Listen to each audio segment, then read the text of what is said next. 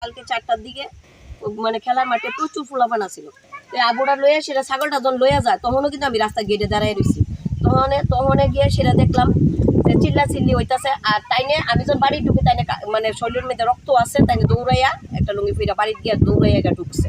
এতটুকু আমি এখানে দেখছি। দেখার পরে এরপরে আইলাম, আইয়া সবাই এরপরে হ্যাঁ জিজ্ঞেস করতেছে, হ্যাঁ যে কোনো মহিলা জিজ্ঞেস করতেছে, হ্যাঁ অস্বীকার করতেছে। কিন্তু হ্যাঁ তো কিছুদিন পরে পরে এই ঘটনাটি করতেছে। কোনো ঘরে মানুষে ঘরে থাকানোর মতন নাই, কোনো বাড়িতে চুরি করে না। আমার বাড়িতে 3বার করে হ্যাঁ চুরি করছে। এর আগে আমরা বাইক চুরি দিছে, আমরা MLA-র কাছে গেছি, প্লাস থানায় কয়েকবার গেছি। লাস্টে দিয়ে আমরা যখন বিচারের লেগে আবার থানাতে গেছি তখন কইছে পঞ্চায়েত, আমরা বিচার মানে থানার এটা দরবার শেষ করে পঞ্চায়েত। এরপরে আমরা কোনো বিচারই পাইছি না।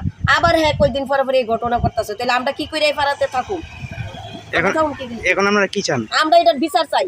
এমন চুর আমার পাড়াতে, আমরা পাড়াতে যাতে, আমরা বাড়িতে যাতে না থাকতে। কি নাম এই এলাকাটার? এটার নাম হচ্ছে আপনার বিক্রমনগর শিকারপুর হসপিটাল।